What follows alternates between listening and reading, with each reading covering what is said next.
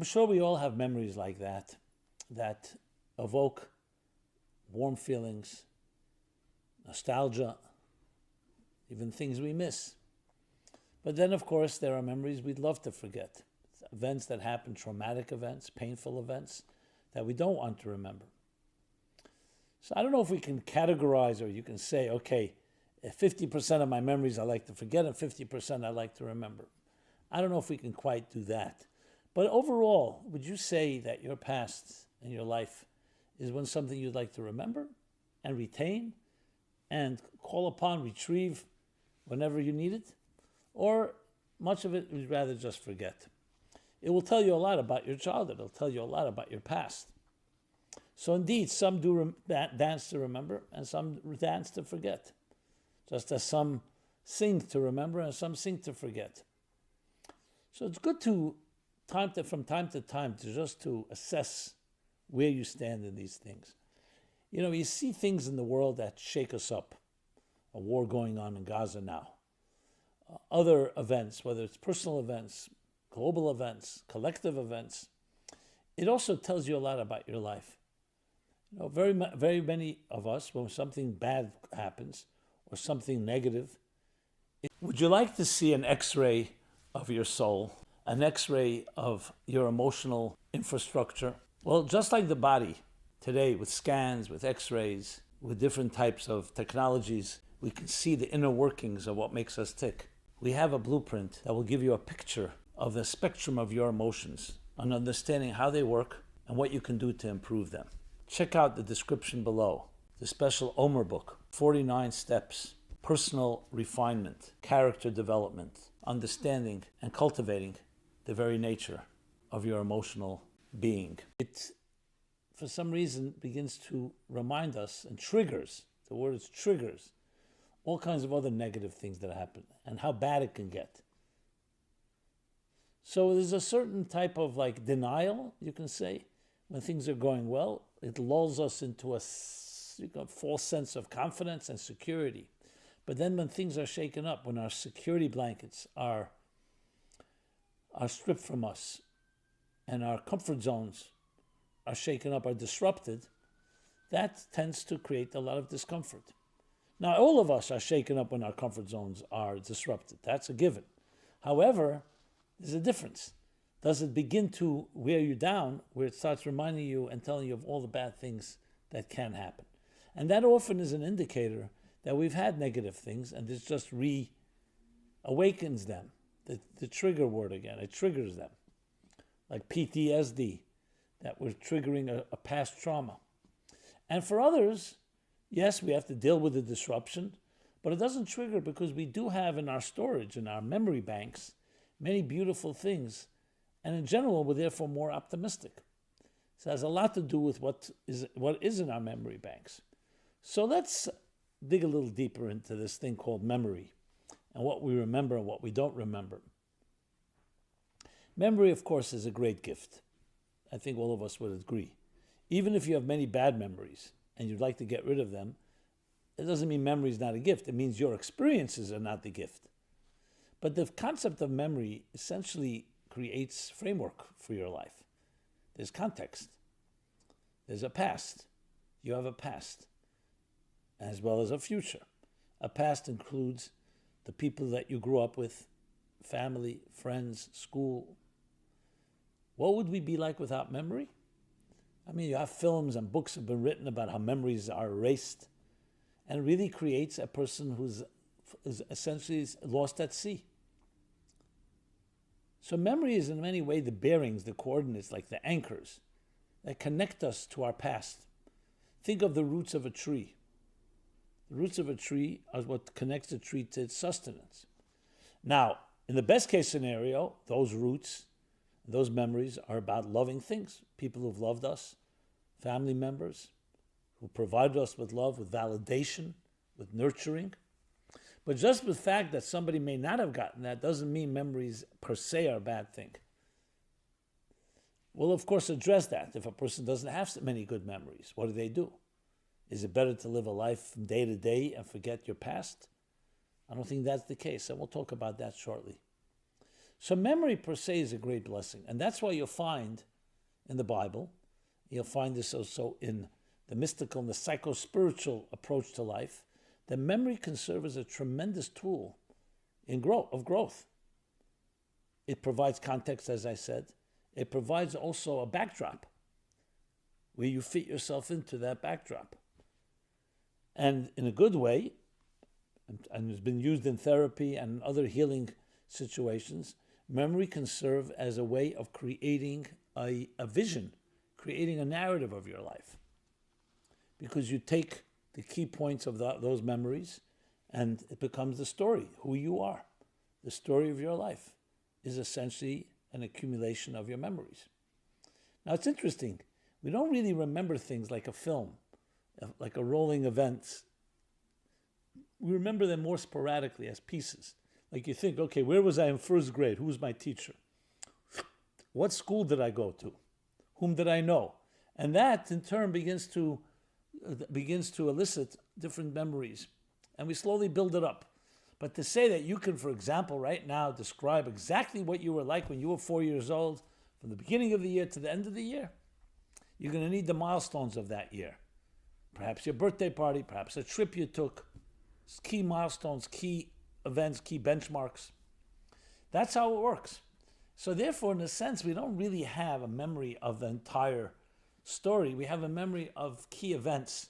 And from that we build. But those boring days, the days that nothing dramatic happened, you probably can figure out, okay, I must have gone to school that day, in most instances. And when I went to school, I got on this bus, and I usually went with these friends. But you're not going to remember every day's events unless there was something significant to remember. That should not perturb us, because that's part of how we reconstruct our lives. What you really want to be able to benefit from that memory is, what are the positive things that you learn from it? I mentioned before the memories I had as a child. The positive things that give you security, that provide you with warmth, that provide you, empower you. Because those empowering things become part of your tool chest. So memory, think of it as an arsenal.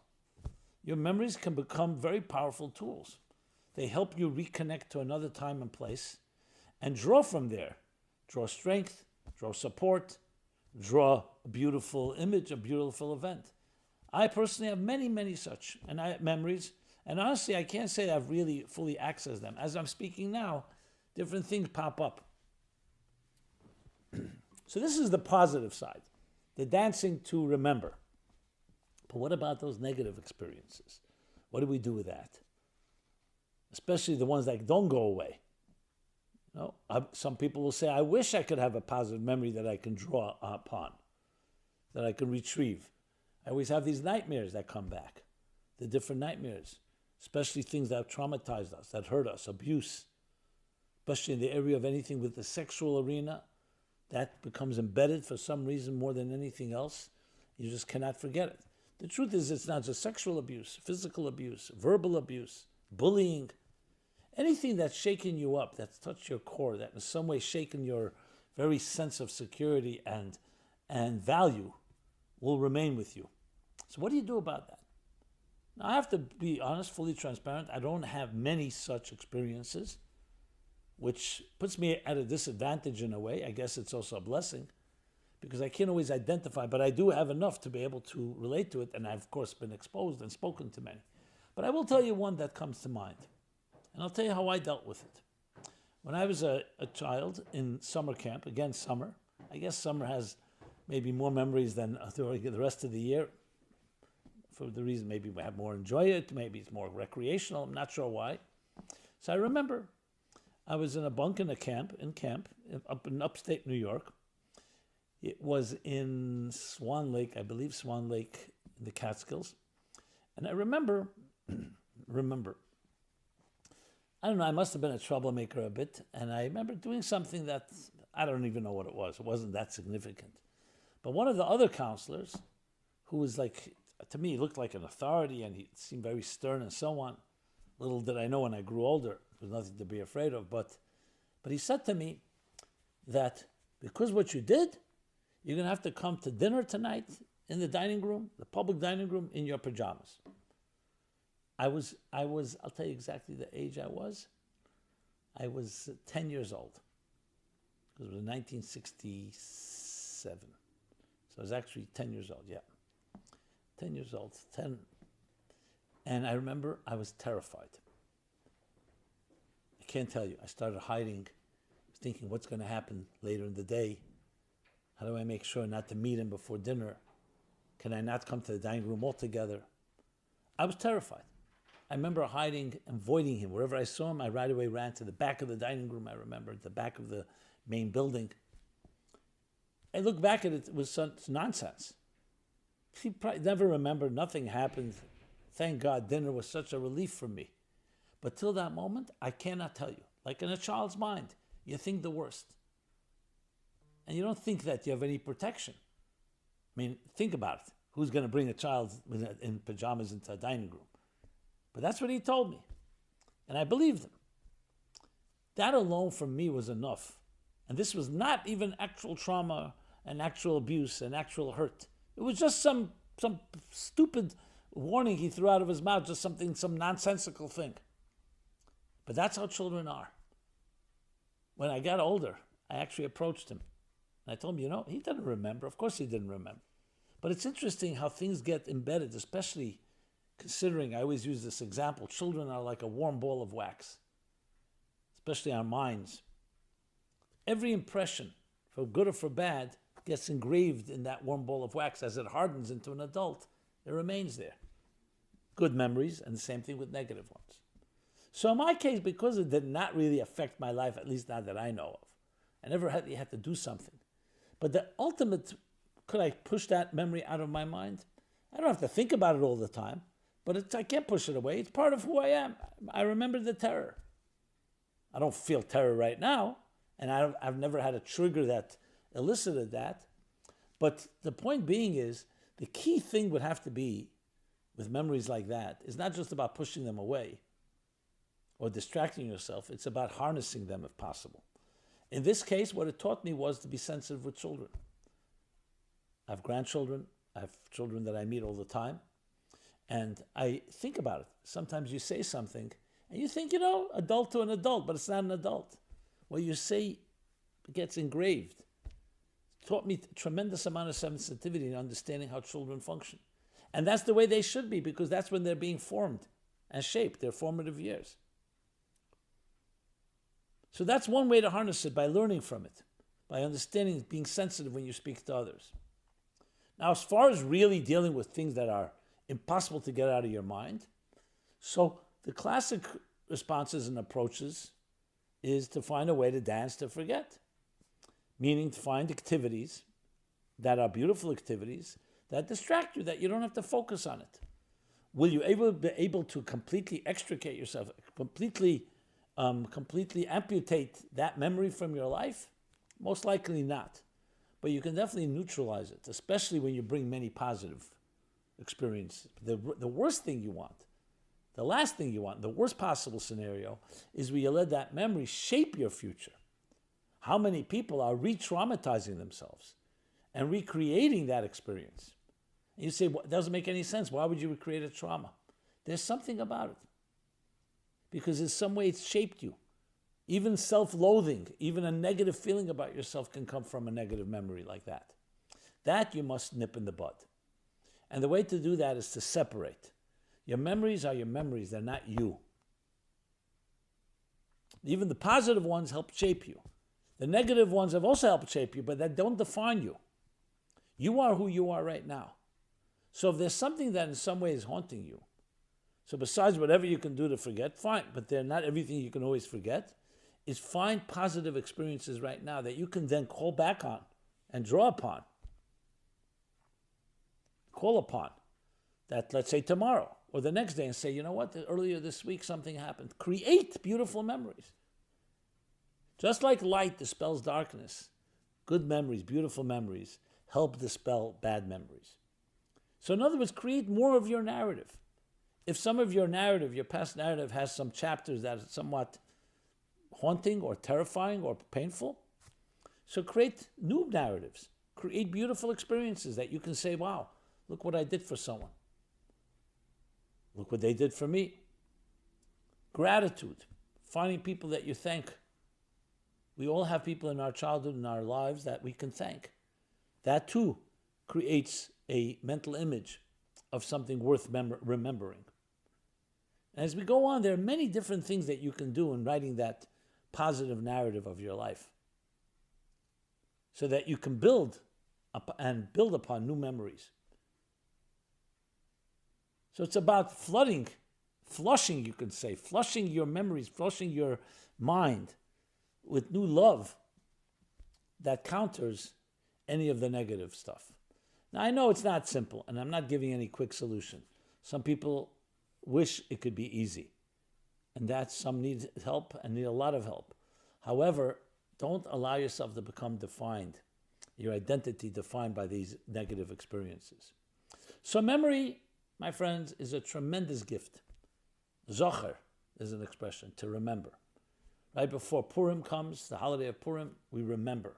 We remember what? We remember actually what traumatized us. We remember Amalek. We remember our enemies. But then it says, obliterate the memory. Obliterate the memory. So which one is it? Do you remember or do you not remember? The answer is you remember that there's something to obliterate. And that's what you're focusing on. You're not remembering the trauma, you're remembering the obliteration of it. That you have the power to eliminate that from your life and from other people's lives by making your world a better place, by making other people's world a better place, by creating beautiful narratives. That's what it's all about.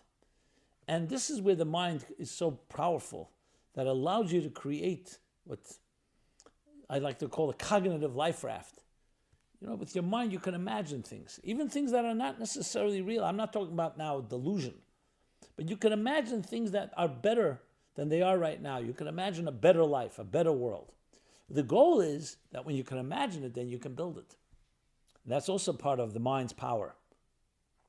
So memory, interestingly, even though it sounds like a thing of the past, it also can help build the future. The castles of the memories, the castles that we build with our memories become the castles that we can build and live in our lives into the future, in building better and healthier lives and happier lives. A happy memory can help you also envision something happy that you can achieve today. When I think about my own childhood memories and when I remember my children and I meet my grandchildren, I try to convey, try to help them experience something. I don't necessarily have to replicate what happened, but I try to experience it, and it brings a smile to my face and hopefully to their face as well. So it's an interesting topic because it takes us back on a journey into the smoke rings of our mind, into the past, into the foggy ruins of time, to quote yet another lyricist. And yes, and to remember there are things that we dance to remember, there are things we dance to forget. But the key thing is to keep in mind that you should always have things to remember, positive things to remember, and create new things that you can then say, I have a beautiful memory I'd like to share. Something beautiful happened yesterday, 2 days ago, 5 years ago.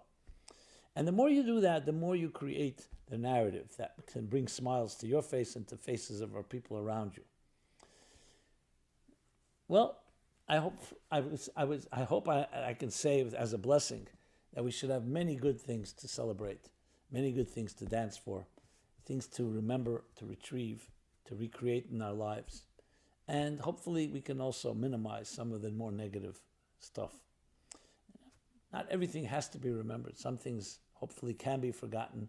You can move on and say, okay, it happened. I'm now a new person. I'm moving into a new place.